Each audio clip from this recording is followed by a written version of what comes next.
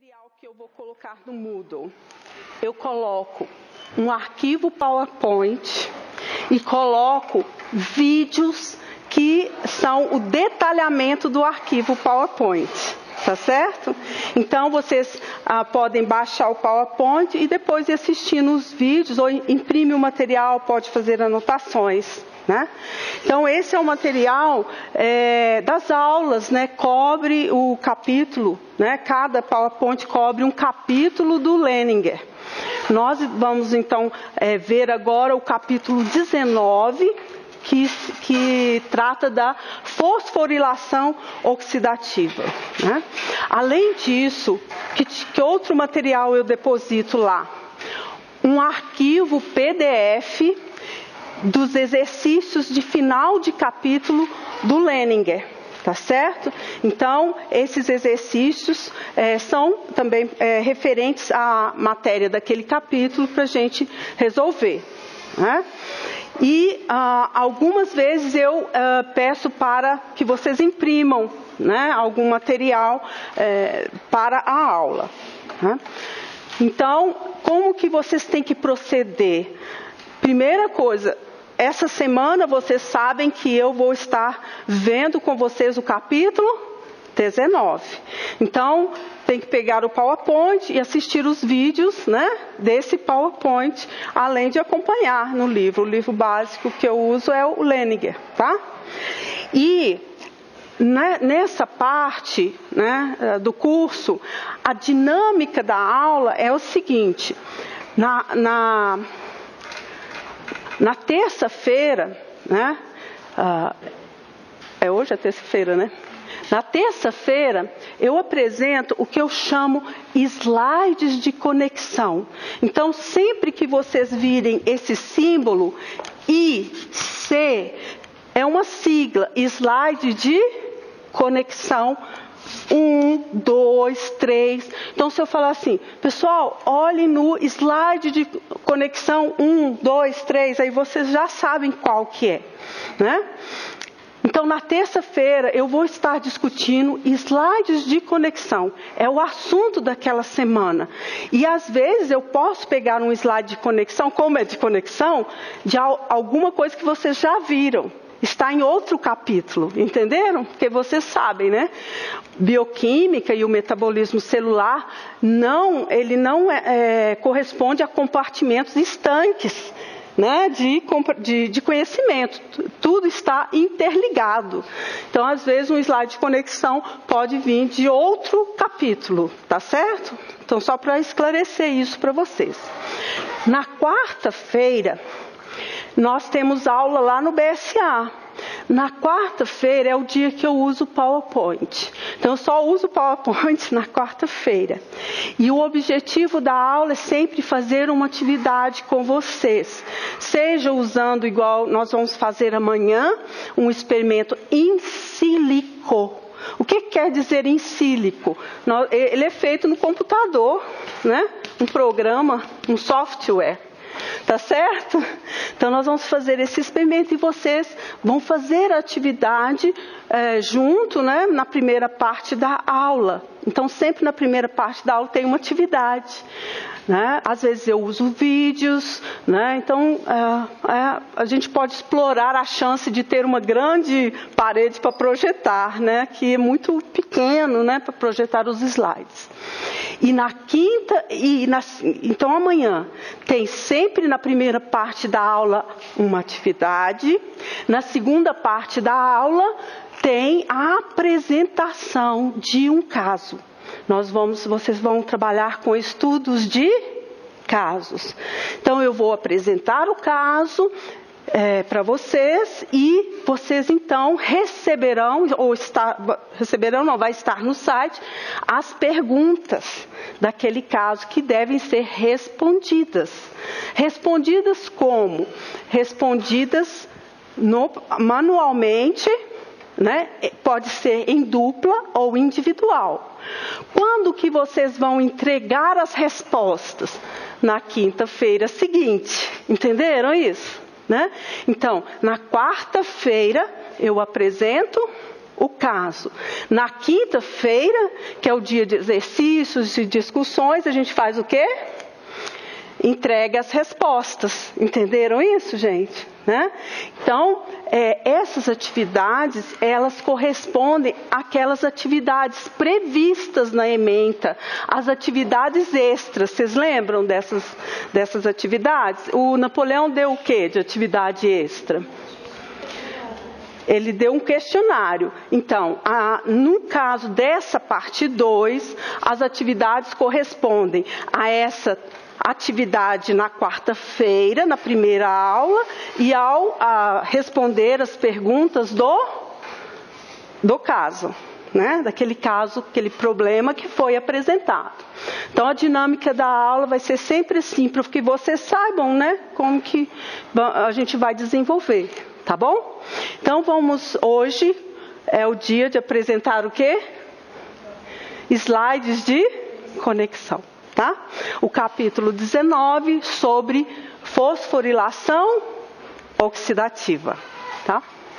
Então eu vou distribuir os slides de conexão e podem pegar, são 2, tem o 1 e o 2, então podem pegar, cada um pega um, né? Pode passar aqui. Pode passando aí. Oi. Caiu. Passar.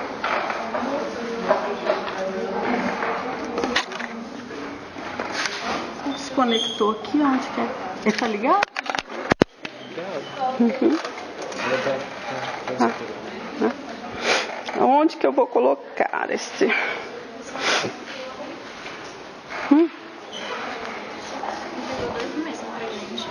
2 do mesmo? Então o outro tá aí.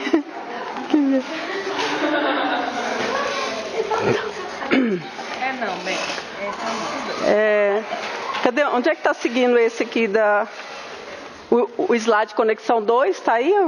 Dá um pouquinho. Pode pegar, por favor? Desculpa. Pode passar para trás.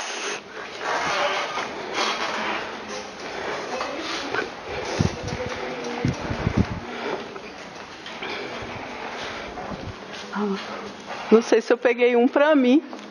Pode pegar um para mim também?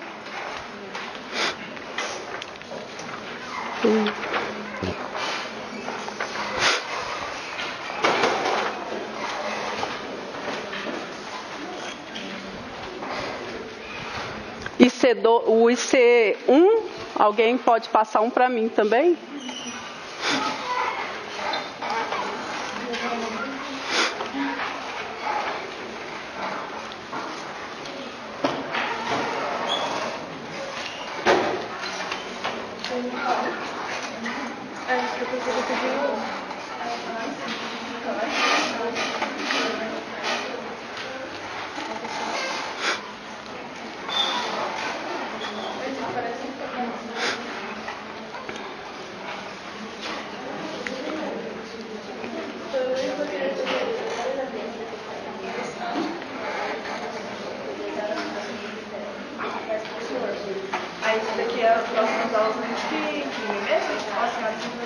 Não, aí eu vou pedir para vocês, tá? Eu trouxe porque a gente não tinha jeito de vocês imprimirem, né? Tá. Aí, quem quiser imprimir colorido, né? Porque infelizmente não dá para trazer colorido.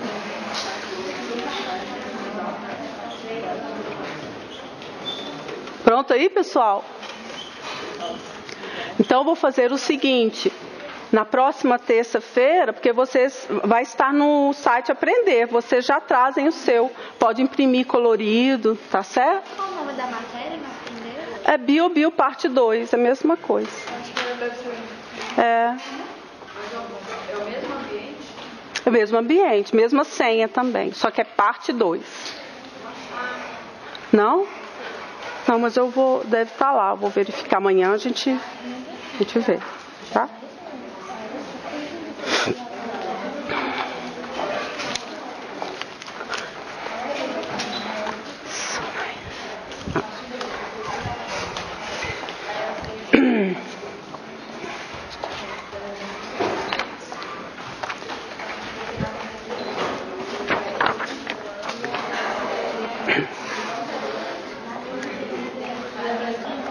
Então, vamos começar? Eu vou falar agora da figura 16.1. Eu gosto muito dessa figura porque ela resume, é como se fosse um mapa. Igual a gente vai seguindo, né, os caminhos e os nossos aprendizados, onde é que nós estamos no aprendizado. Então eu acho que essa figura resume bastante. Então vamos ver aqui, iniciando essa figura, nós temos a glicose, né? A glicose, tem uma seta aqui da glicose formando o quê? Piruvato, né? Essa seta, ela indica várias reações, né? Quantas reações são? São 10 reações. Então, embora tenha uma seta só, agora vocês já sabem que são, na verdade, 10 reações. Quando vocês aprenderam essas reações, vocês também viram que o seguinte, essas reações elas são divididas didaticamente em reações onde você tem um investimento, não é isso? O gasto de ATP. E depois se seguirão as reações onde há o quê? Uma produção de ATP com um lucro, não é isso? Então tem um lucro aqui, né? E esta reação, então, essa parte aqui está indicada, esse é o processo de glicólise, né? Então vocês já viram, claro, a glicólise, né? Então aqui nós temos a formação dos intermediários glicolíticos, né? Chegando a 2 piruvato, né? Então, se a molécula de glicose, vocês podem ir anotando, né? Nós temos 6 carbonos aqui. Ora, a molécula de piruvato tem o quê? 3 carbonos, portanto, né? Embora não esteja indicado aí, vocês já sabem que são formados o quê? 2 piruvatos, né? Então, depois, esse piruvato, ele vai sofrer uma descarboxilação, CO2, a saída do CO2, então a perda de carbono pelo complexo piruvato desidrogenase, né? E com a formação de acetil-coenzima A, acetil-CoA. Importantíssimo. Esse procedimento aqui ocorre aonde na célula? Porque no desenho de vocês não mostra a localização na célula. Mas vocês já sabem, a glicólise ocorre aonde? No citoplasma, né? E o complexo piruvato desidrogenase está onde? Na mitocôndria. Então, essa etapa aqui, ela já mudou de local na célula. Não está mais no citoplasma. O piruvato, então, vai ser descarboxilado na matriz mitocondrial, né? Vejam, eu ainda não citei a presença do oxigênio. Então, o destino do piruvato vai ser ditado pela presença ou ausência de oxigênio, né? Vamos ver aonde vai aparecer o oxigênio. Então nós temos aqui o acetil-CoA sendo encaminhado para CK. CK é o quê? O ciclo de Krebs, que vocês também já viram, né? Então o acetil-CoA, ele vai participar do ciclo de Krebs. Observem tanto no ciclo de Krebs, quanto na glicólise e na reação da PDH, a saída de elétrons, né? Então, essas moléculas, quando eu considero o início, glicose, piruvato e acetil-CoA, eu estou tendo reações de oxidação, não é isso?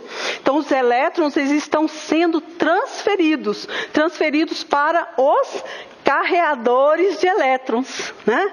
Quem são os carreadores de elétrons? NADH e FADH2. Tanto que aqui, na via glicolítica, você tem formação de NADH? Sim, não é isso? Então, esse NADH, ele está sendo produzido no citoplasma. tem que haver uma maneira dele chegar aonde? Na mitocôndria, tá? Então depois a gente vai ver como que o NADH vai transferir, né, ou como que os equivalentes, né, vão ser transferidos para a matriz, né?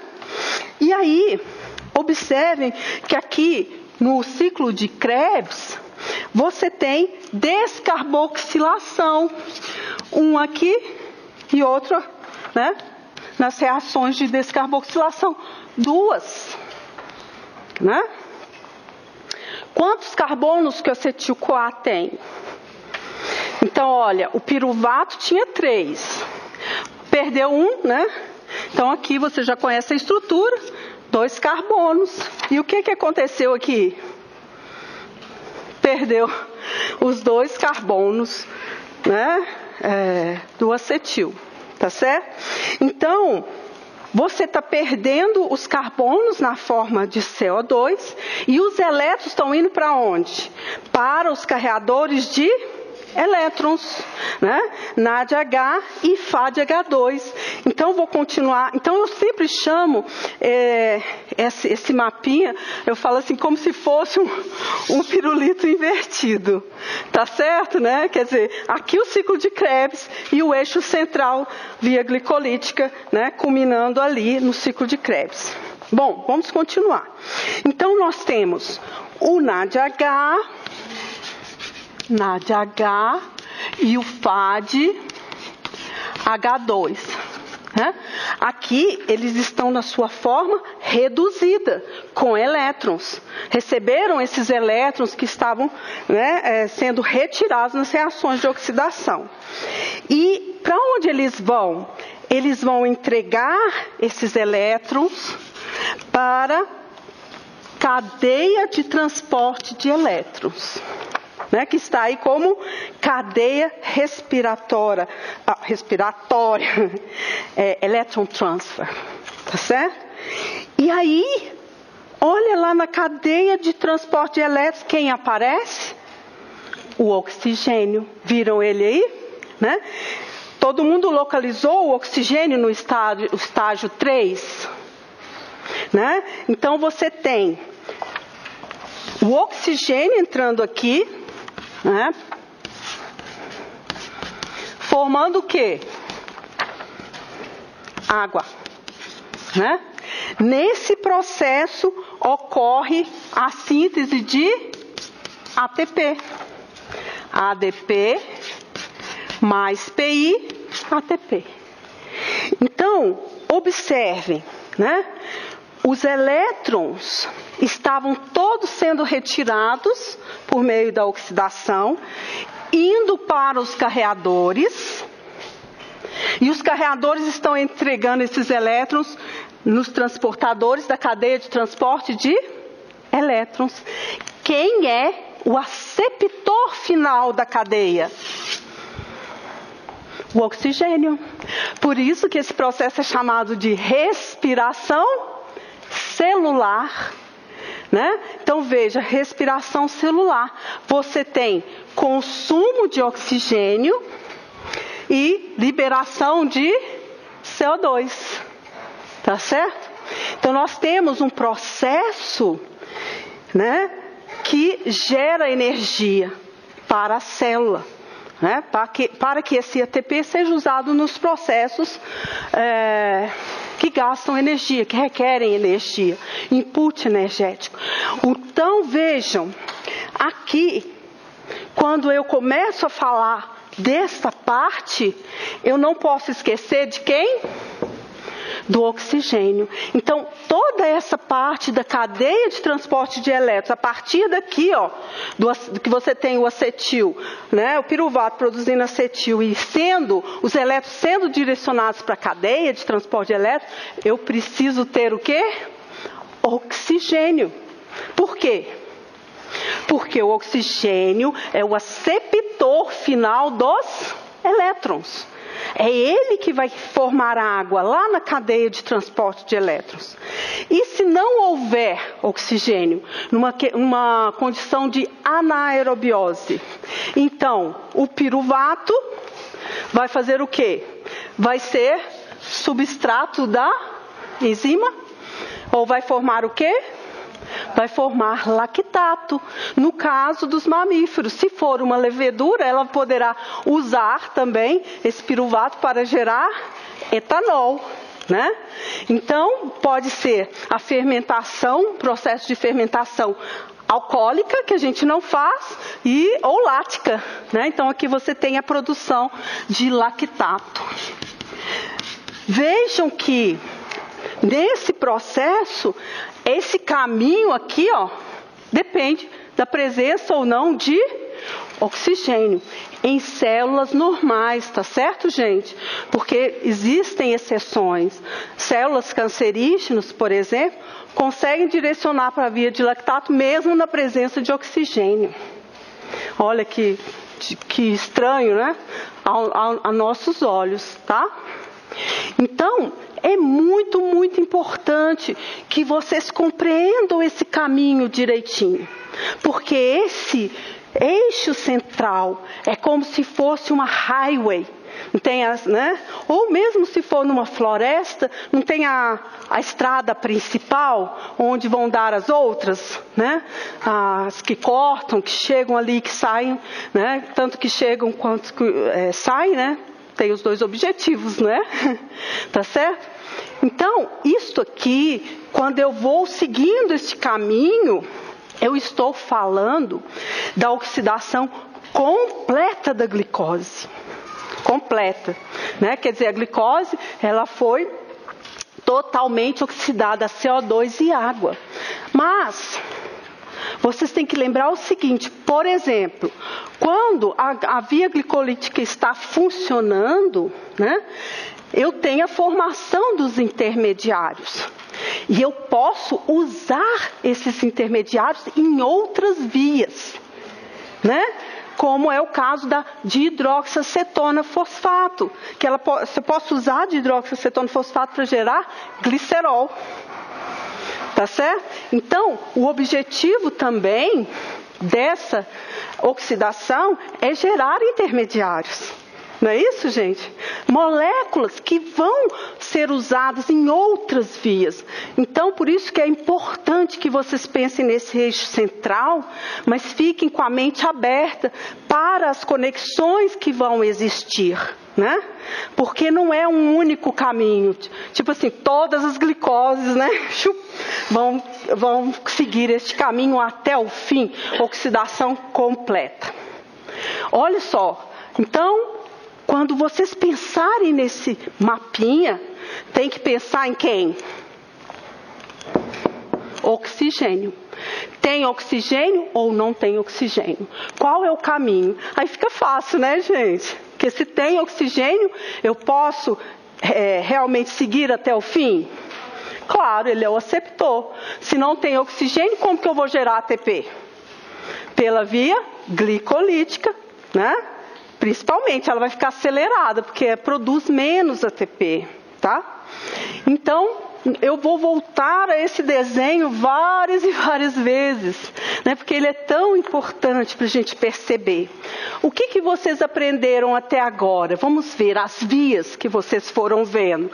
A glicose sendo oxidada a piruvato, piruvato acetil, CoA, as reações do ciclo de Krebs, né? E agora tem a questão da formação de ATP, né? Que nós vamos ver. Então, como que isso aqui acontece, né? Aí vamos ver as conexões, vejam, né? Então, eu tenho aqui fatty acids, que são ácidos graxos. Ácidos graxos. Vejam aonde eles estão indo quando são oxidados. Olha. Então, olha só. Se vocês conhecem essa highway, conhecem esse caminho, se conectar aqui, vocês vão saber o caminho, não é? A partir daqui. Entenderam como que é a bioquímica? Se você compreende, né, esse eixo, você conecta nele, né? É interessante, se vocês observarem no Google, coloquem lá Metabolic Map, vocês sempre vão ver aquele circuito, parece um circuito eletrônico. Lá no meio vocês vão ver o círculo, o que eu chamo de pirulito, né? Via glicolítica, ciclo de Krebs. Por que eles sempre enfatizam? Porque é tão central saber, né, onde conectar nessa via principal. Então, conhecer o caminho metabólico da glicose é crucial. Conhecer bem. Não é conhecer pouco, não, é estudar. Então, se alguém quiser relembrar as reações, quanto mais você conhecer este caminho, mais vai ajudar para vocês conectarem. Porque você, opa, daqui eu já conheço tudo, já sei o que vai acontecer. Então, olha só, ácidos graxos são as gorduras mais simples, né? E está falando que conecta aqui. Então, eu pergunto para vocês, para que eu oxide esses ácidos graxos, eu necessito de oxigênio ou não? Para queimar gorduras, eu necessito de oxigênio ou não? Então vejam, vocês já sabem, esse caminho aqui, ó, conectou aqui, não é? Se eu for seguir no caminho, quem está aqui? Oxigênio. Então eu preciso de oxigênio? Sim. Eu preciso, porque ele é o aceptor final. Para eu sintetizar este ATP aqui, ó, eu preciso passar pelo processo de fosforilação oxidativa. Portanto, olha aí uma informação para vocês nova. A oxidação de ácidos graxos requer a presença de oxigênio, né? Preciso do oxigênio para queimar essas gorduras. Vamos ver, né, uma outra conexão, aminoácidos. Eu vou escrever só assim, AA. Localizaram aí, né? Aminoácidos você tem. Os aminoácidos estão conectando aonde? Vamos lá. No acetil, né? No acetil. E estão conectando, né, aqui, né? Na verdade, você tem intermediários do ciclo de Krebs. Vou falar um pouquinho sobre aminoácidos. Vocês já viram as estruturas, mas vamos relembrar, né? No caso dos aminoácidos, você tem a estrutura mais simples, né? Vou colocar a forma ionizada. Então, olha, aprendam sempre a relembrar como é essa estrutura básica de um aminoácido, né? Então, você tem o grupamento amino, você tem a carboxila, o hidrogênio e aqui o radical. Então, se eu substituir esse radical por um hidrogênio, vocês conseguem se lembrar qual é o aminoácido? O mais simples, o menorzinho. A glicina, né? Se eu trocar aqui por um outro grupo, CH3, quem é? Tem a glicina e tem a alanina. Então, glicina, alanina. Né? Então, a alanina é um aminoácido que eu vou citar bastante quando a gente estiver falando sobre metabolismo de aminoácidos. Mas vamos aqui no nosso mapinha. Então, olha só. O aminoácido, ele traz algo diferente. Porque se a gente for olhar carboidratos, tem o quê? Carbono, hidrogênio e oxigênio. Se for olhar lipídios, carbono, os ácidos graxos, né, no caso, os mais simples, carbono, hidrogênio e oxigênio. Só que aqui eu já trago um outro tipo de átomo, que é o nitrogênio. Nitrogênio. Então, o que acontece? Didaticamente, a gente pode dividir o aminoácido em duas partes. Essa parte aqui, aí vocês podem fazer anotação na apostilinha de vocês, é chamada esqueleto carbônico. E esta parte aqui, né? O grupamento amino. O que vai acontecer? Quando esse aminoácido for ser usado para produção de energia, essa parte aqui, essa vai ser direcionada para a síntese de ureia. Ciclo da ureia. Porque no caso do homem nós somos animais ureotélicos, né? Nós não temos uma molécula que, por exemplo, armazenaria esse grupo, cuja função, né, fosse armazenar esse grupo aqui. Então, quando no nosso mapinha está descrito aqui, esse destino, está sendo demonstrado o destino do esqueleto carbônico. Porque quando os aminoácidos vão gerar energia, a primeira coisa que vai acontecer é a remoção do grupamento amino. Entenderam isso, gente? Né? Então, para onde vai ou para onde vão esses esqueletos carbônicos? Eles vão formar o quê? Acetil, você tem aqui, no caso, piruvato ou intermediários do ciclo de Krebs. Depende de quem é o aminoácido, tá certo?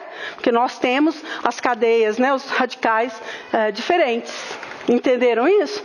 Então, quando vocês pensarem no aminoácido sendo usado para gerar energia, pensem o seguinte: o grupamento amino já foi removido, né, para a síntese de ureia.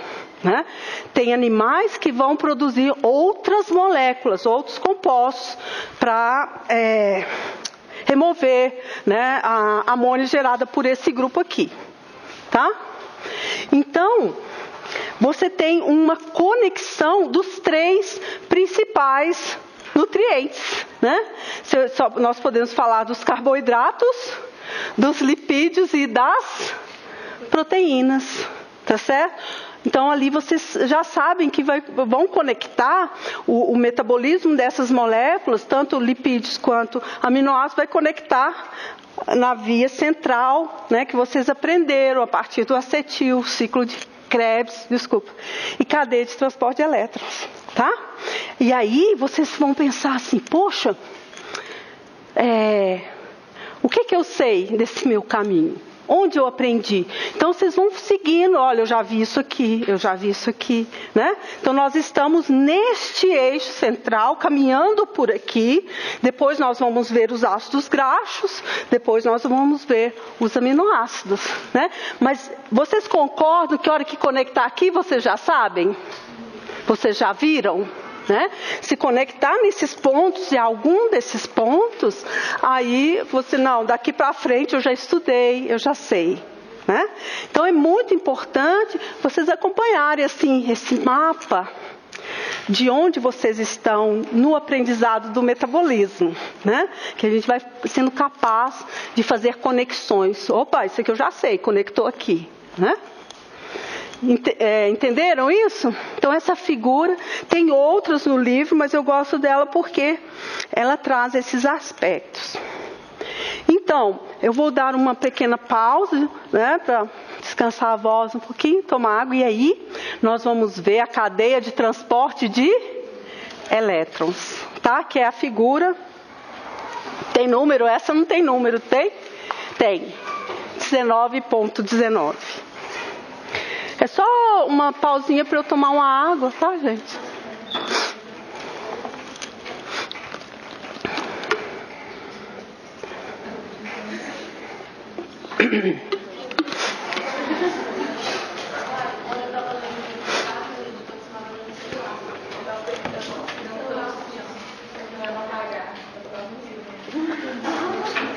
Bom dia.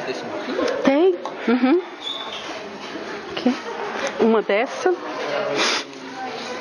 e uma dessa.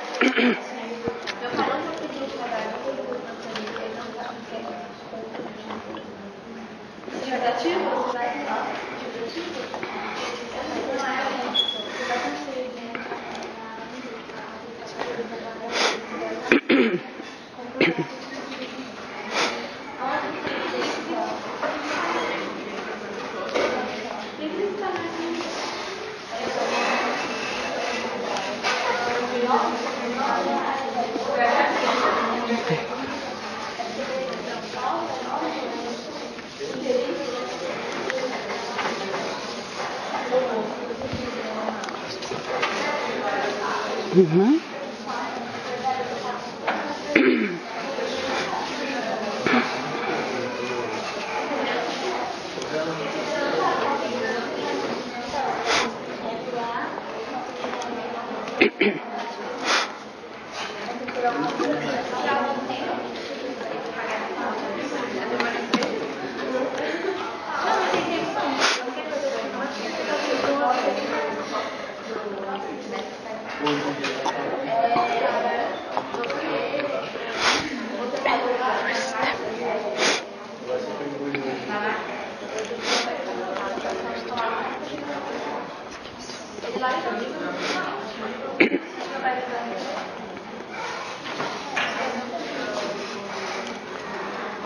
Tomou água também?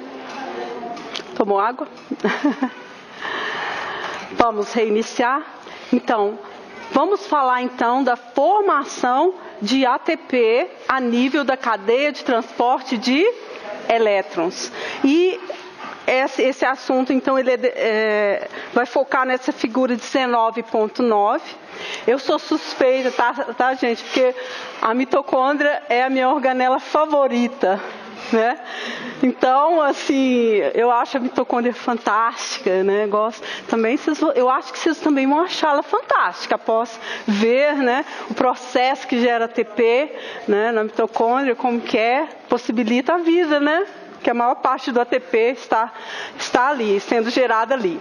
Então, eu gostaria que vocês também soubessem fazer o seu próprio desenho da mitocôndria, né? Façam da sua imaginação. Então, é uma organela que tem duas membranas.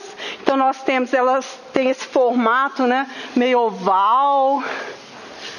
E eu vou fazer o meu desenho, podem fazer o de vocês também aí, né? Praticar.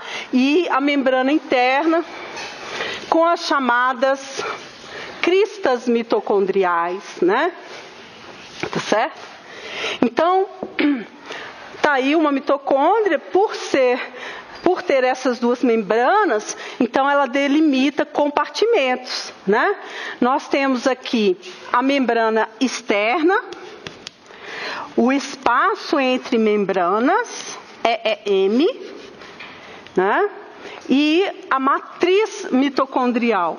Matriz mitocondrial. Então veja que a gente tem esses compartimentos, matriz mitocondrial, espaço entre membranas.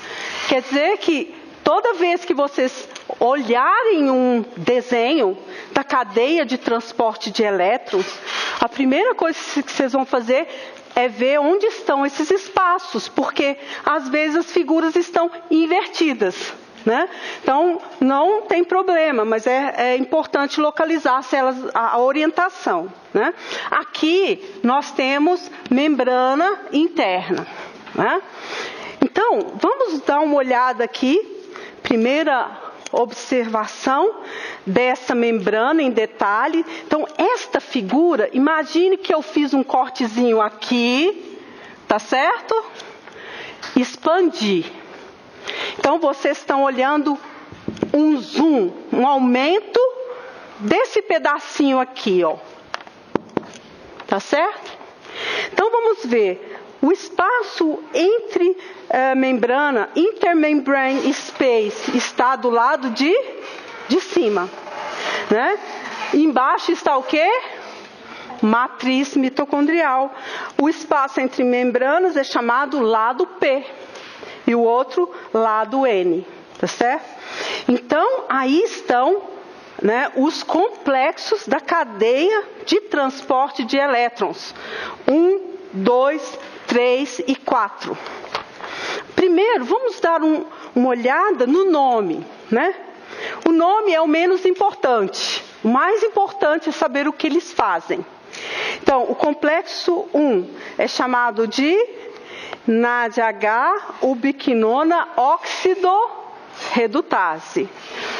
O complexo 3, ubiquinona citocromo C redutase. Vocês têm isso na apostilinha, estou lendo. Aqui, ó. Estão vendo os nomes aí? O 2, succinato desidrogenase. O 4, citocromo C, oxidase. E o 5, alguns livros consideram a ATP sintase como 5. Né? Ela não faz parte da cadeia transportadora, mas pode ser considerado um complexo, tá certo? Então, se a gente considerar todos os complexos envolvidos, você teria ATP sintase como 5. Tá? Então, vamos fazer o caminho dos elétrons nesta cadeia. Então, eu vou apagar e vou fazer esse zoom desse pedacinho aqui. Tá certo? Então, onde é que estão os complexos? Eles estão, opção, na membrana externa, na matriz, na membrana interna. Onde? Estão na membrana interna da mitocôndria. É interessante porque os cloroplastos das plantas, né, a orientação da ATP sintase é invertida. O movimento de prótons, né, é como se fosse o contrário da mitocôndria. Bem interessante essa disposição. Então, eu vou aumentar, tá certo, gente? Vou pegar esse pedacinho aqui, vou aumentar para ter aí a mesma figura que vocês têm. Então, vamos lá.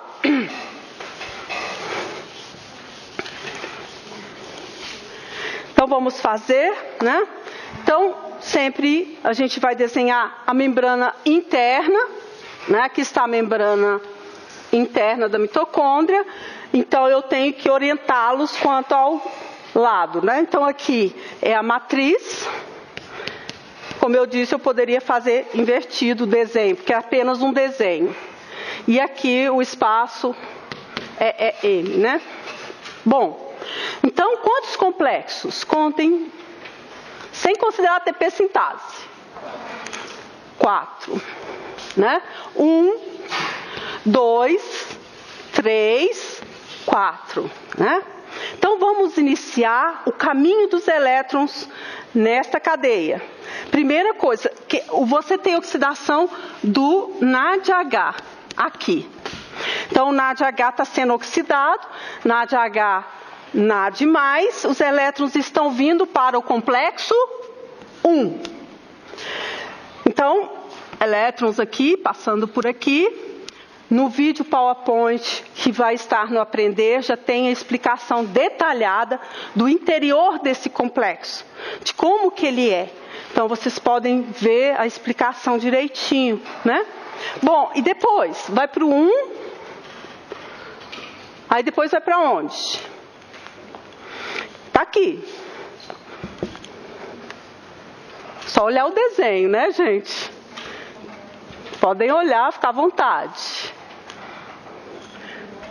Do complexo 1, os elétrons vão para onde? Para o 2? Hã? Para o hidrogênio. Eu estou falando assim, em termos dos participantes da cadeia de transporte de elétrons, né? Então, observe aqui, ele está indo, gente, eu sei que o desenho não está muito bom, assim, preto e branco. Acompanhe a setinha saindo do complexo 1. Para onde ela está indo? Ela está passando pelo 2 e está indo para onde? Para um Qzinho, estão vendo aí? Um Qzinho, né? Esse Q é essa molécula que está aqui embaixo, ubiquinona. Estão vendo aí? Eu já coloquei para vocês conhecerem, tá? Então, foi do complexo 1 para o Qzinho. O Qzinho é ubiquinona. Olha lá, esse nome é difícil, né? Ubiquinona. Não confundir com ubiquitina. A ubiquinona. Então, a ubiquinona. Aí da ubiquinona vai para... Então, esse aqui, o Q, ubiquinona, é essa molécula, né? Com essa estrutura, né, de anel aí, tá certo? Não é uma proteína, ok? Aí, da ubiquinona está indo para onde? Para o O 3, muito bem. Gente, não tem problema. Se vocês responderem e não estiver correto, não tem problema, tá certo? Vocês estão aprendendo hoje, né? Então, quiser dar um chute, como se disse, né? Assim, eu acho que, ou não tenho certeza, pode falar também. 3. Olha só. Do 1 para o biquinona, para o 3. Depois para onde? Para esse aqui que está no cantinho aqui. Esse aqui que está escrito Site C. Estão vendo? Citocromo C. Citocromo C. Este citocromo C é uma pequena proteína. Tem o grupo M, uma das menores proteínas, né, dentre as várias proteínas, tá certo? E depois o citocromo C está indo para onde? Para o 4. Beleza? Né? E aí, finalmente, no 4, quem é que está recebendo os elétrons? Olha. Marquem aí, ó. Né? O oxigênio. Formando o quê? A água. Formando água. Então, vejam. Quando os elétrons estão vindo do NADH, você tem... Eu vou descrever o caminho dos elétrons. Complexo 1, ubiquinona. Complexo 3, citocromo C. Complexo 4. Chegou no oxigênio. Né? Então, o oxigênio ele é reduzido à água no complexo 4, chamado complexo citocromo C oxidase. Né? E aí, vamos ver um outro caminho, porque até agora eu não falei do complexo 2. Né? Oi. Não, é o citocromo C que chegou lá. Você viu? Ele quem está entregando isso, está mostrando como se fosse o citocromo C chegando no complexo 4. Tá? Bom, aí, o que acontece? O Fá de H2, né? Está entregando os elétrons para o complexo 2. Vamos ver. Succinato desidrogenase. Essa enzima vocês já viram no ciclo de Krebs.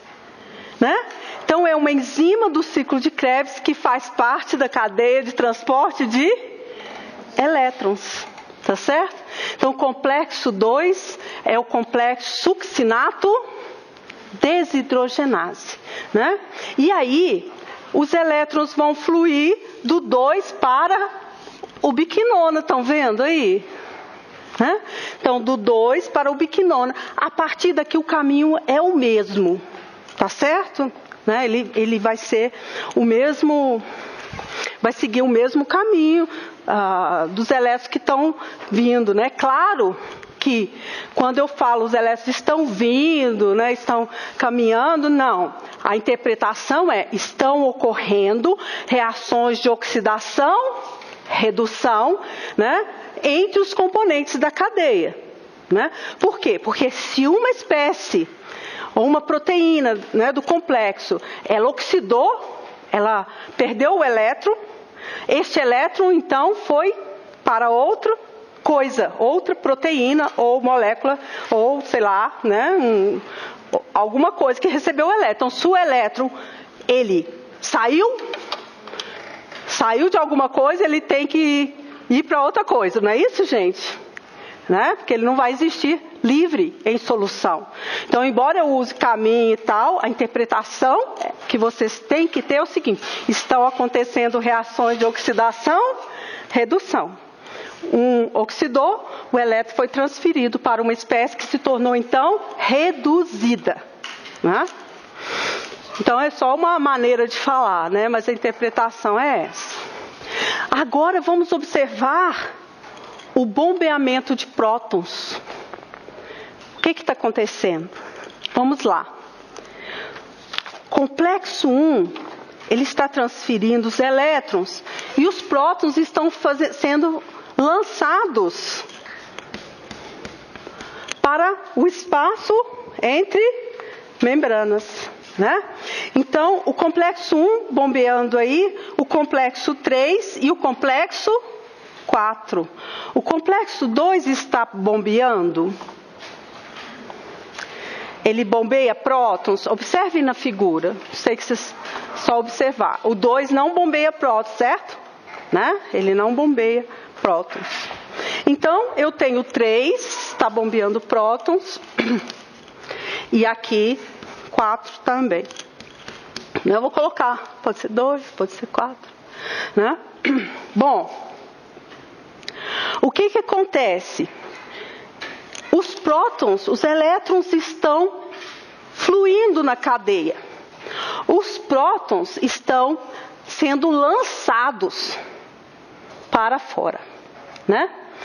Então, o que vai acontecer? Vai ser criado um gradiente eletroquímico, né? Então, ele é elétrico. Por que ele é elétrico? Porque aqui as cargas positivas não estão indo para fora. Então, vai ficar com excesso de carga negativa, tá certo? Então você tem uma diferença de carga, né, entre a membrana. E, além disso, ele é químico, porque a espécie, né, que está sendo movida é o próton. Então, onde está ficando mais ácido e onde está ficando mais básico? A matriz mitocondrial está... na matriz você tem diminuição de prótons. Então, está ficando o quê? Mais básico. O lado de fora está ficando mais ácido. Então, gradiente eletroquímico. Tá certo? E esse gradiente elétrico, ele é chamado de delta Psi. Tá certo? Então, você tem uma diferença, né, de voltagem aí na membrana.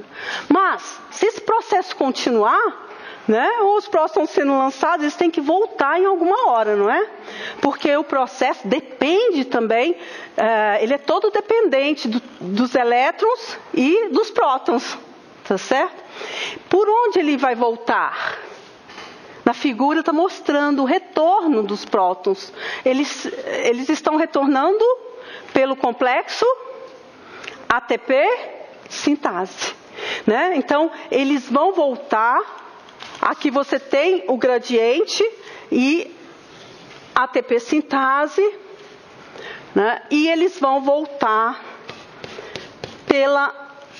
por esta enzima. Então, a energia deste gradiente vai ser, então, resgatada na síntese de ATP. Quando eles voltam, você tem a fosforilação ADP mais PI, síntese de ATP. Tá certo? Né? Então, veja que você tem reações de oxidação-redução, né? Onde você tem um direcionamento, os elétrons vão tender a chegar no complexo 4. Lá está o aceptor, oxigênio, né? E isso vai gerar, então, esse gradiente, o delta Psi. Os prótons vão retornar para a ATP sintase. E pela ATP sintase, então, o ADP vai ser fosforilado. E no aprender vai estar, então, o vídeo que eu preparei para vocês sobre o funcionamento da ATP sintase, né? Como é sua estrutura, as proteínas que compõem esse complexo e como se dá o processo de síntese de ATP, né? Com um movimento, né? A ATP sintase por si só já é alguma coisa que nos maravilha, né? Porque ela, né, em termos de como se dá esse processo, que ela parece um motorzinho, possibilita a síntese de ATP, né? Tá certo? Bom, então, vejam que vamos voltar para a figura inicial. Então, a energia que estava depositada nas ligações químicas da molécula, se a gente falar da glicose, ela foi então usada para sintetizar o quê? ATP. Nós chegamos ao final do processo, onde você então gera o ATP, né? Aí o seguinte, existem vários compostos que podem interferir com o funcionamento da cadeia de transporte de elétrons. É importante prever qual seria o efeito desses inibidores da cadeia, inibidores específicos para os complexos. Então nós vamos ver amanhã os inibidores. A nossa atividade vai fazer a mitocôndria respirar em sílico, quer dizer, no programa de computador, e a gente vai ver como ela responde frente a determinados substratos e também na presença de inibidores. Mas agora eu vou demonstrar para vocês o papel de um desacoplador. Na figura aí de vocês podem colocar esse desacoplador. Então, eu vou fazer um papel de um desacoplador, né? Ele pegou o próton, o desacoplador, uma molécula, pegou o próton do lado de fora e soltou o próton. Isso aqui são dois eventos, né? Então, olha o que ele está fazendo. Pegou o próton do lado de fora e soltou na matriz mitocondrial, né? Então, essa molécula chamada desacopladora, ela desacoplou a cadeia de transporte de elétrons da fosforilação do ADP. Porque não tem que ter o gradiente, os prótons, o caminho normal desses prótons não é ATP sintase? E agora eu tenho uma molécula que está fazendo o quê? Pegando os prótons e retornando para a matriz. Ligando-se aos prótons, retornando para a matriz. Então, eu estou causando uma diminuição do delta psi. Vocês concordam comigo, pessoal? Né? Então, vamos pensar, os prótons deveriam voltar pela ATP sintase.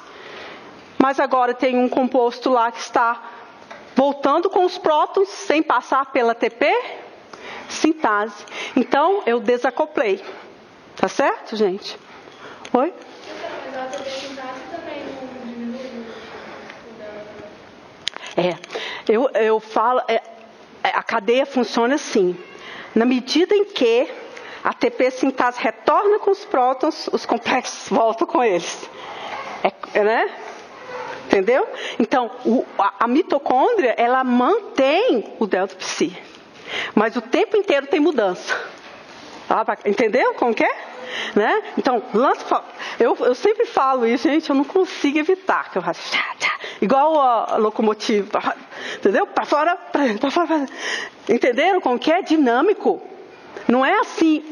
Os eventos não são separados temporalmente. Né? Então, os prótons estão sendo lançados, mas eles estão voltando. Entenderam isso? Então, lança, volta, lança, volta, lança, volta. Então, é isso que permite formação desse gradiente.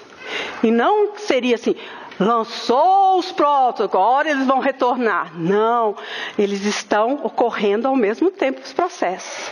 Né? Então, você tem, na verdade, concentração, né? Concentrações em mol de prótons. Né? Tá certo? Oi. Mas qual é a razão de ter esse desacoplador, essa molécula? E aí, sendo que a ATP sintase já vai fazer esse transporte da parte entre as membranas para a matriz extracelular. Achei ótima essa pergunta, né? A pergunta da colega é o seguinte: qual a razão desse desacoplador? Porque já que os prótons voltam pela ATP sintase, para gerar ATP é uma coisa boa, é o que se pretende, né? Então a gente lembra o seguinte, das leis da termodinâmica, né? A primeira lei fala o quê? Que a energia não pode ser perdida, né? Nem... como é que faz? Eu esqueci a primeira lei. Não pode ser criada nem destruída. Pode ser o quê? transformada, né? Então veja, vamos pensar, né? Se a energia que seria usada para sintetizar ATP porque não está tendo síntese de ATP pela presença do desacoplador, para onde vai essa energia? Ela é destruída? A gente sabe que não. Então, ela se transformou, né? Ela foi liberada de outra forma. Calor. Tá certo? Né? Então, embora eu tenha desenhado uma molécula, eu falei uma molécula aqui, né? Pode ser um composto químico, não proteico, tá certo? Mas nós temos as chamadas proteínas desacopladoras. Nós temos genes que codificam proteínas desacopladoras. Uncoupling proteins, UCPs. Então, aí vem a resposta. Qual seria o objetivo de você ter uma proteína desacopladora sendo expressa? Gerar calor. Entendeu? Né? Então, é claro que eu estou falando de desacoplamento, que não é um desacoplamento que para tudo, porque eu posso ter desacoplamento brando da cadeia. Né? Entendeu? Né? Que é uma energia para nós, calor inútil, né? Assim, só que ela, no caso aí, é para manutenção de temperatura corporal. Estou falando inútil em termos de gerar outro ATP. Né? Não. Tá certo? Então, qual seria o efeito? Então, quando a gente falar de desacoplador, eu gostaria que você se lembrasse. Desacoplador pode ser uma proteína? Sim. Existem chamadas proteínas desacopladoras. Pode ser uma molécula, né, não proteica, uma estrutura química não proteica? Sim. Ok, gente? Entenderam? Agora, desacoplamento. Desacopla o que do que? Desacopla a cadeia de transporte de elétrons da fosforilação do ADP. Tá certo? Porque a cadeia, quando ela está acoplada, a síntese de ATP é resultante do transporte de elétrons que proporciona movimento dos prótons. Né? Entenderam isso? Como? O desacoplamento é porque o desacoplou quem? A cadeia de transporte de elétrons da fosforilação do ADP. Porque os prótons não vão retornar pela ATP sintase, sim pelo desacoplador. Tá certo? E aí, vamos pensar. Eu disse que a cadeia, ela trabalha para manter o delta psi. Vocês acham que, vamos pensar que o desacoplador, ele vai aumentar o consumo de oxigênio ou diminuir?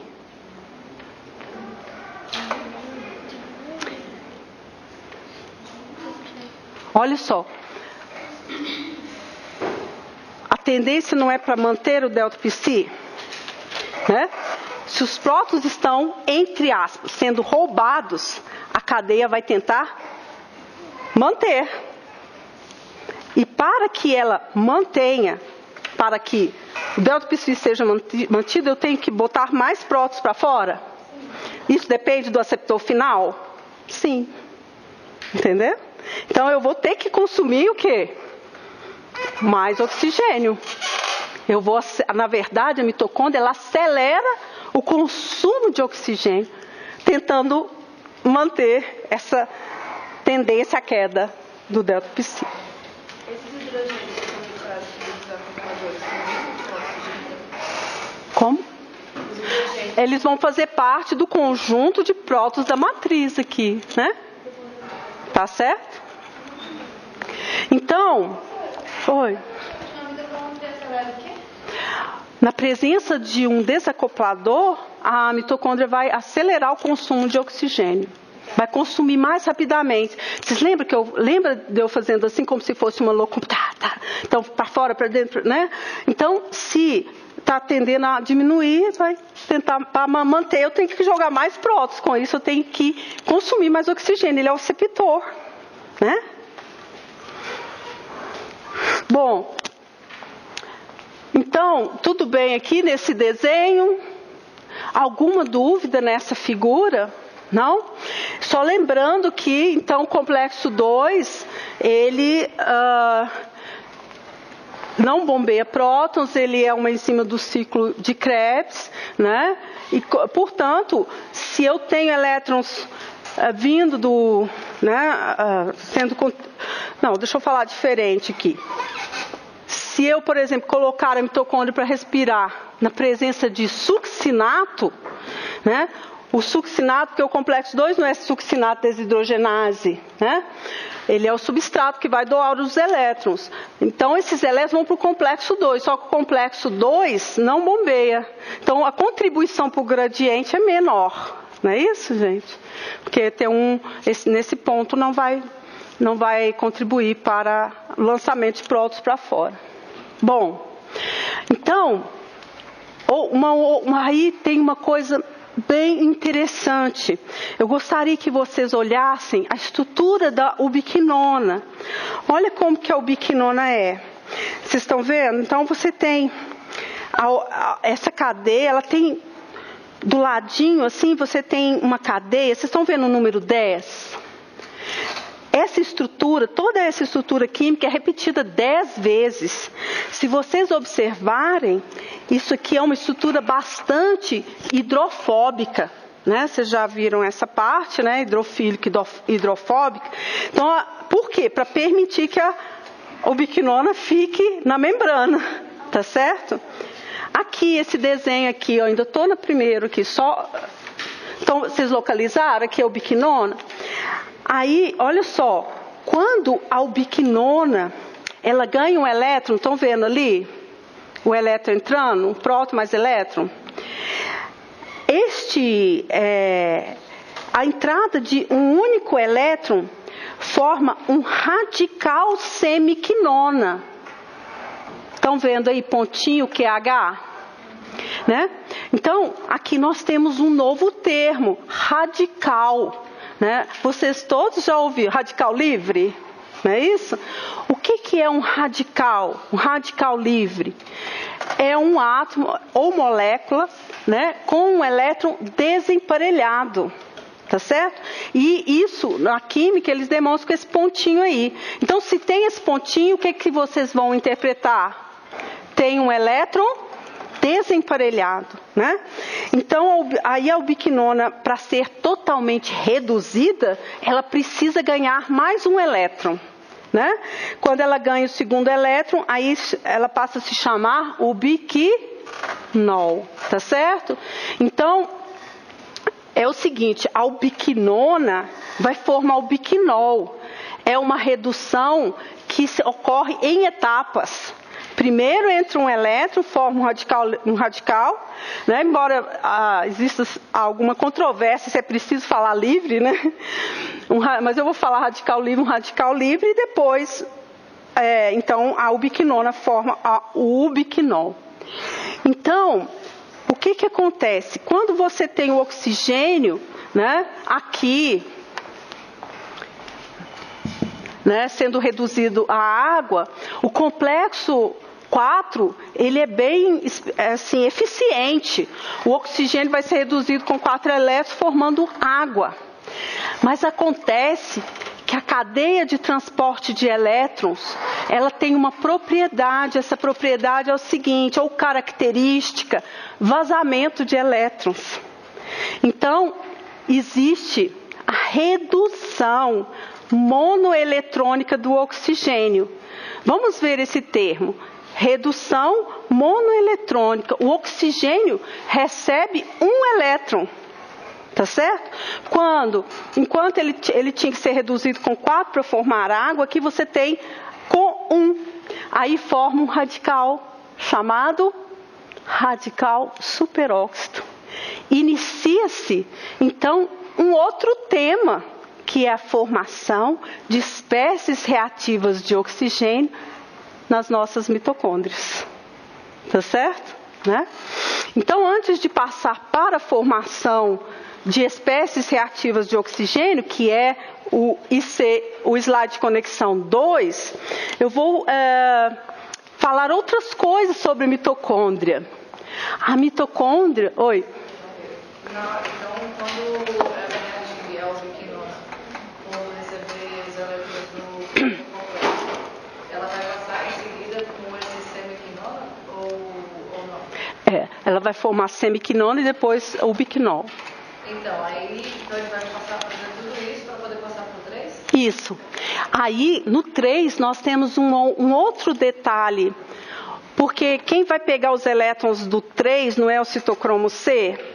E o citocromo C, ele é reduzido com um elétron de cada vez.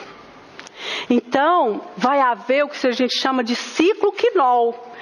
Porque eu também preparei um vídeo explicando para vocês o que vai acontecer. Porque você tem uma molécula que vai ter que transferir 2 elétrons e a outra é reduzida com apenas um elétron. Como que você faz isso? Então, tem uma resolução para fazer isso. Tá? O complexo 3, evolutivamente, desenvolveu, né? Você tem o acontecimento do ciclo quinol para permitir que isso aconteça. Mas já que eu falei que eu gosto da mitocôndria, tem outro detalhe. A mitocôndria tem o seu próprio DNA. Né? É um DNA circular, parece um plasmídio. Ele não tem proteínas associadas, igual o DNA nuclear, é todo empacotadinho, né? Com as histonas. Então, esse DNA mitocondrial, ele codifica algumas subunidades dos complexos da cadeia transportadora de elétrons. Então, vou botar aqui só para vocês lembrarem, vocês podem colocar assim também, né? E vou colocar como mtDNA. Nós não podemos esquecer. Então, a mitocôndria tem o DNA mitocondrial, tá certo? E isso, né, é importante porque, embora ela tenha um sistema de reparo do DNA, ele não é tão eficiente igual ao do núcleo. Tá certo? Isso tem implicações quando a gente fala de mutações, né, no DNA, tanto nuclear quanto mitocondrial. Uma outra coisa que eu gostaria também de assinalar a respeito da mitocôndria é o papel do citocromo C. O citocromo C, caso haja dano, né, à mitocôndria, cadeia de transporte, aumento da formação de espécies reativas, o citocromo C vaza para o citoplasma. No citoplasma, ele ativa a apoptossoma, né? Que está, então, né, esse complexo, a apoptossoma, vai iniciar o processo de apoptose. Então, olha só, a mitocôndria mandando uma mensagem para a célula, né? Que as coisas não estão tão bem. Oi. Um dano na mitocôndria, né? Tá certo? Que não é sustentado. Esse dano provocou abertura de poro. Pelos zeros. Então, eu vou passar a chamada, né? Porque aí a gente vai, vocês não precisam ficar correndo no final.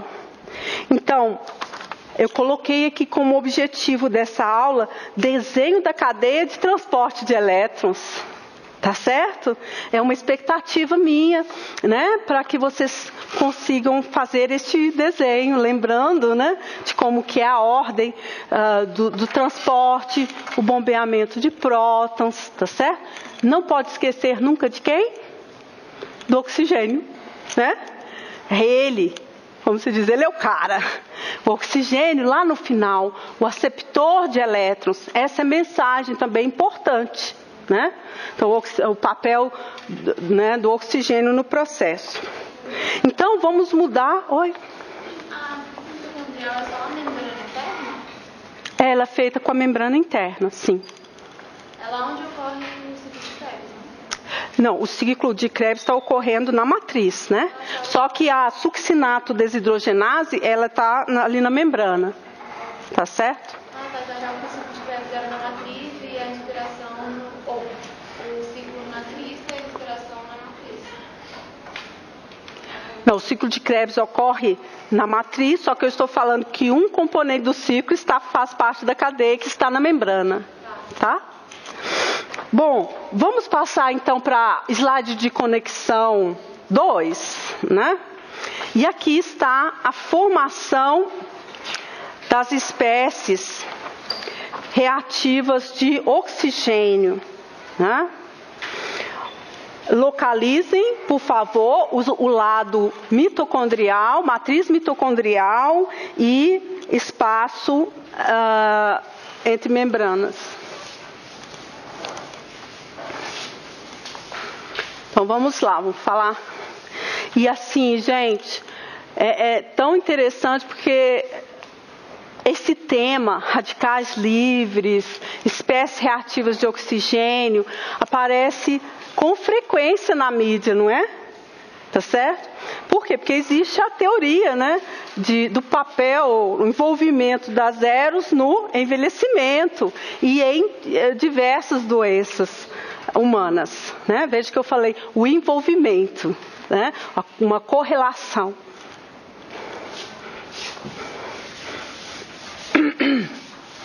Então vamos lá. Vamos localizar como essa figura, ela repete, né, os complexos. Vamos ver, eu vou desenhar o que eu gostaria que vocês localizassem, tá certo? Olha, vejam aqui o complexo 1, parece uma botinha assim, né? Estão vendo aí? Né? E aqui eu tenho a saída, olha lá, a formação aqui dessa espécie aqui, estão vendo? Pontinho menos. Viram aí? Então, este aqui, vamos saber o nome dele, né? Dessa espécie. Superóxido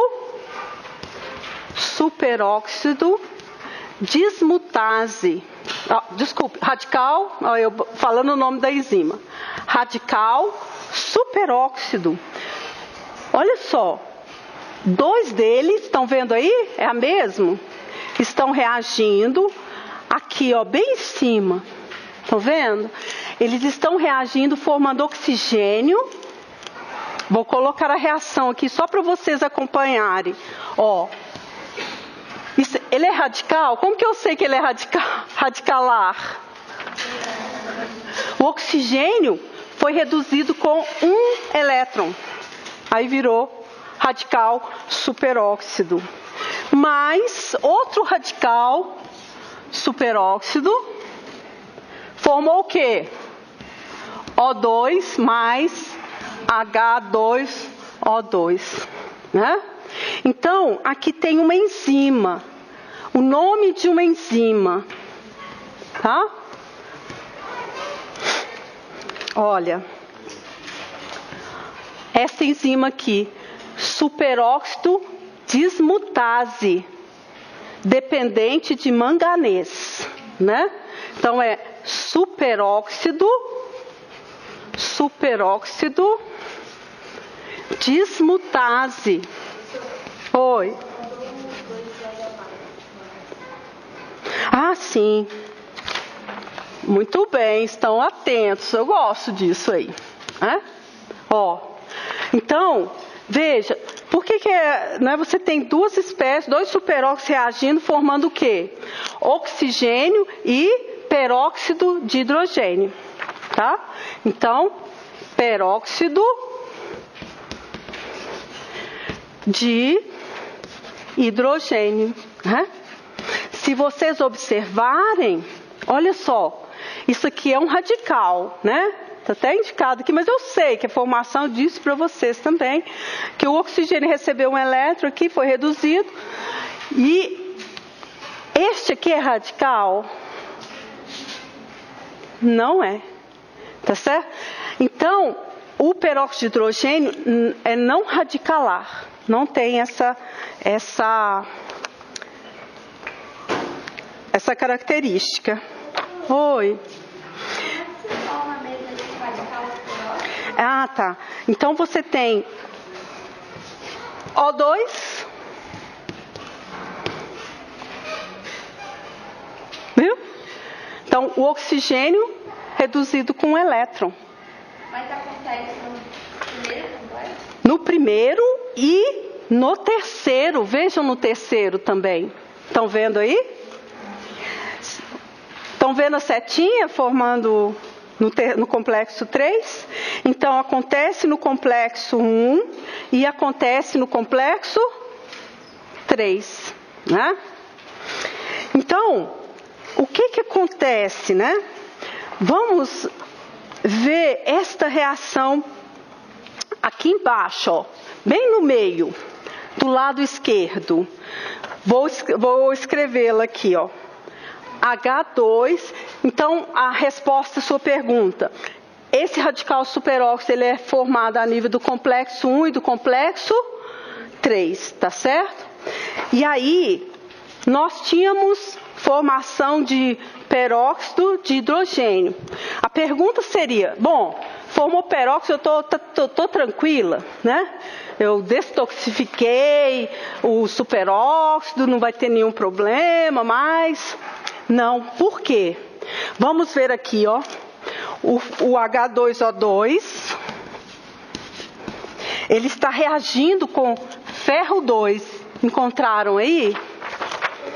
Ferro 2, ou, quando está entre parênteses, ou cobre mais, dando OH- mais OH pontinho. Olha só, aqui, OH-, né? Você tem a hidroxila, o íon hidroxila, mas aqui vocês já sabem, formou o quê? Um radical livre.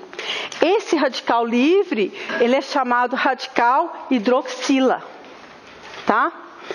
E ele é muito reativo, tá certo? Muito instável, muito reativo.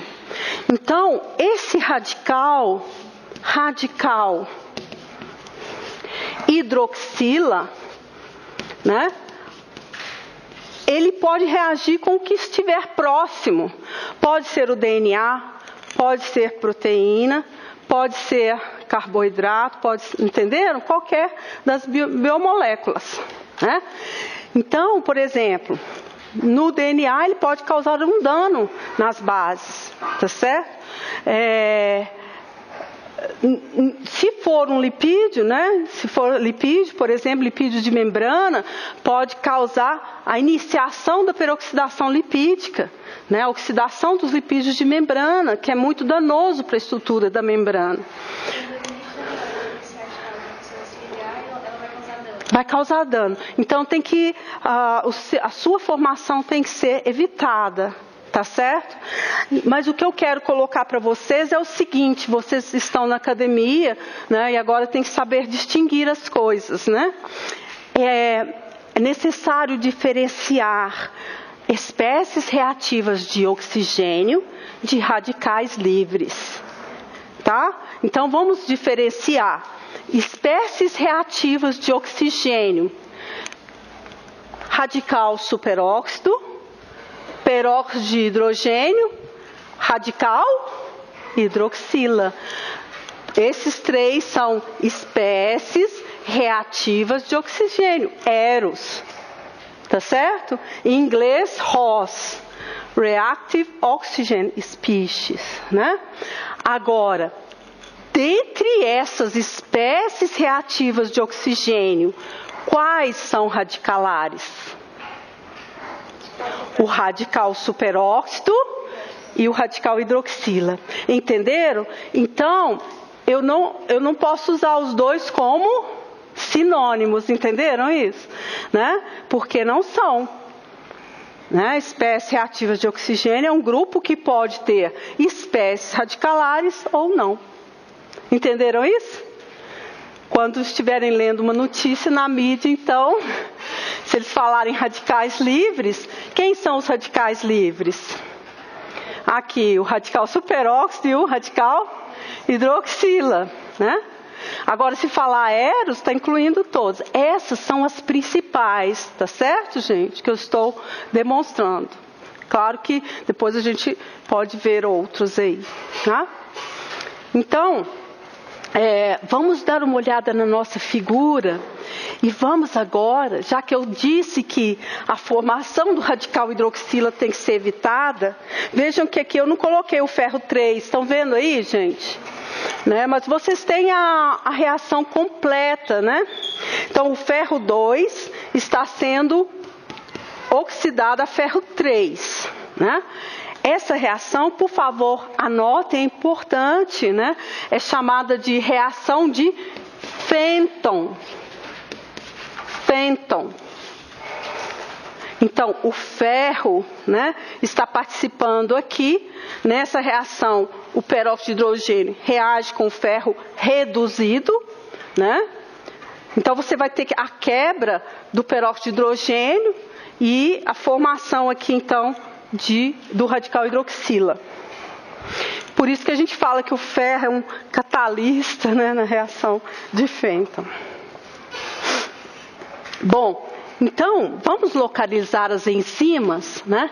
Graças a Deus nós temos antioxidantes. Vocês vão amar este tema, não é isso? Durante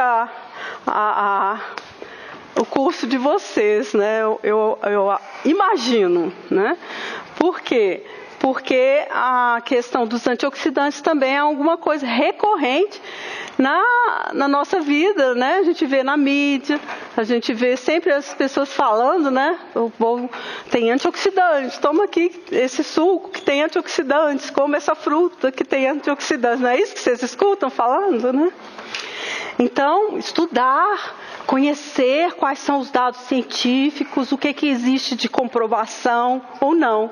Aqui nós estamos aprendendo as informações básicas sobre a formação dessas espécies, né? E existem muitas pesquisas sobre o papel desses antioxidantes, muita coisa que ainda não está comprovada. Né? Os dados não são tão, fortes, né? Tão sustentáveis. Então, vamos ver aqui. Então, nós temos antioxidantes. Primeira coisa, antioxidantes podem ser enzimas, então eles têm uma natureza proteica ou não. Né? Então, nós temos, por exemplo, a vitamina C, né? A vitamina E, tá certo? Então, outras moléculas do metabolismo secundário de plantas que a gente obtém, nós não sintetizamos, né? A gente obtém da dieta. Mas tem um antioxidante que nós sintetizamos. Ele é muito importante. Localizem, por favor, bem aqui mais ou menos no meio. Ele é chamado de GSH. Glutationa. Vocês estão vendo aí a GSH? Então, a glutationa, ela é formada por 3 aminoácidos. Glutamato, cisteína e glicina. Vocês estão vendo aí? Então, um antioxidante importante, né, que nós sintetizamos é a glutationa. Eu vou desenhar, então, mais ou menos assim, vou desenhar aqui para vocês compreenderem como que essa glutationa, né, ela, né, como é que fala, como que o papel, né? Então, olha, você tem glutamato, cisteína e, que mais? Glicina, né? Então, a cisteína vai ter o grupo tiol aqui, tá certo? Então, meninos e meninas, eu gostaria que vocês reconhecessem, né, como que a gente se refere à glutationa. Isto aqui, vejam, isso aqui é chamado de GSH, tá certo? Nesta forma, ele está reduzido. Então, eu posso até, para ajudá-los a lembrar, coloca aqui, ó, reduzido.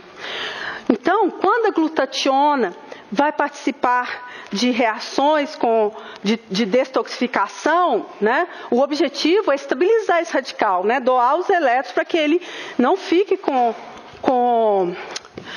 como fala, deficiência de elétrons. A glutationa, ela então participa como substrato de uma enzima antioxidante, né?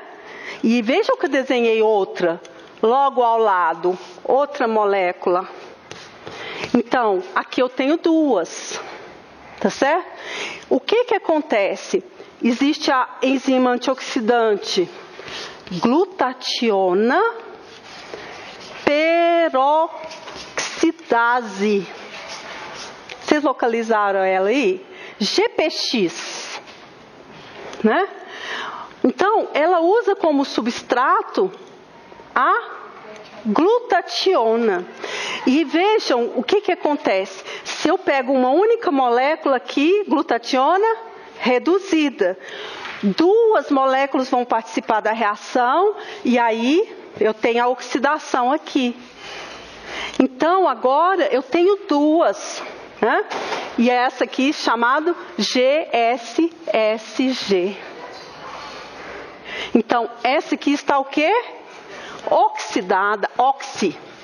Então, vamos ver no desenho, olha lá, duas glutationas, né, reagiram, formou GSSG. E o que aconteceu? O peróxido de hidrogênio, então, é reduzido à água. Vocês estão localizando aí, gente? Então, bem no meio aqui, ó, você tem a reação da GSHPX. Está escrito assim, peroxidase, né?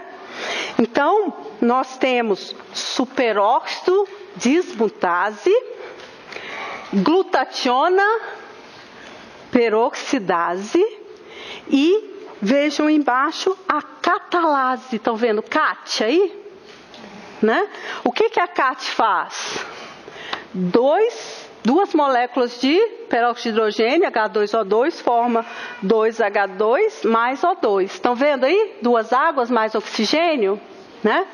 Então, vamos colocar uma estrelinha nas enzimas que representam a principal linha de defesa antioxidante enzimática. Vamos lá. Primeiro, localizem MNSOD, superóxido dismutase, dependente de manganês. Estão vendo aí? Ela está na matriz mitocondrial. Do lado de fora, no citoplasma, tem uma isoenzima da SOD, que é dependente de cobre e zinco. Cobre, zinco, SOD. Outra estrelinha, né? Bem no meio aqui. A reação é a mesma da MNSOD e da cobre 5. Agora, glutationa PX, peroxidase e catalase. Então, nos objetivos de aprendizado, eu gostaria que vocês focassem nessas enzimas. Vamos ver quem são. Superóxido dismutase dependente de manganês, superóxido dismutase dependente de cobre e zinco, GPX, glutationa, peroxidase e catalase. Então, vocês como nutricionistas, eu vou dar outro dado, anotem aí. Essa GPX, essa enzima antioxidante, ela requer selênio. Olha só que legal, né? Então, vocês estão aprendendo, né, o papel do selênio numa enzima antioxidante. Né? Quais são os alimentos que, né, teriam selênio?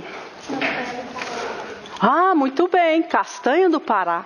Então, ao comer castanha do Pará, estou ingerindo selênio, que é necessário para a atividade de uma enzima antioxidante. Qual? A glutationa peroxidase, tá certo? Né? Existem também as espécies reativas de nitrogênio, que contém nitrogênio. A gente não vai dar muita ênfase, mas eu devo falar um pouco sobre essa reação arginina-citrulina quando eu estiver falando sobre o ciclo da ureia, tá bom? Então, já estou terminando. Vamos pegar 3 mensagens sobre espécies reativas de oxigênio. Primeiro, são formadas, só vou falar primeiro, mas são formadas principalmente na cadeia de transporte de elétrons mitocondrial. Veja que eu coloquei a palavra principalmente, a maior parte. Por quê? Porque existem outros locais, outras reações que levam à formação de eros, tá certo? Mas a maior parte está sendo formada aí na cadeia de transporte de elétrons. Então, as eros são formadas na mitocôndria. Para destoxificá-las, nós temos antioxidantes, enzimáticos e não enzimáticos. Amanhã, ou na quarta que vem, eu devo demonstrar para vocês o papel da vitamina C junto com a vitamina E, tá certo? Como que eles coordenam. A primeira, que a maior parte formada na cadeia de transporte de elétrons mitocondrial. A segunda, eu esqueci. Existem antioxidantes enzimáticos e não enzimáticos, né, que vão ajudar ou auxiliar na destoxificação dessas espécies. E a terceira, que eu não dei ainda, mas é importante, essas espécies reativas de oxigênio podem atuar como sinalizadores intracelulares. Então, quando em baixas concentrações, elas podem proporcionar a passagem da mensagem do sinal químico na célula. Então, quer dizer que elas têm um papel, né, dentro da célula, uma função que não é maléfica, que não é ruim. Além disso, essas espécies são muito importantes no sistema imune, né? No combate a organismos invasores, tá certo? Então, elas têm um efeito também que eu diria, né, que é benéfico, não é só de causar dano, né, e levar à apoptose da célula, tá certo? Essas 3 mensagens nos fazem refletir, né, sobre toda essa questão das eros e o que elas podem vir a causar, mas também que tem um papel fisiológico, tá certo? Oi. Cobre e zinco. Tá assim, CuZn, tá aí, cobre e zinco. Bem no meio. Achou? No meio, quando eu falo no meio, tá bem aqui assim, ó. Aqui ela.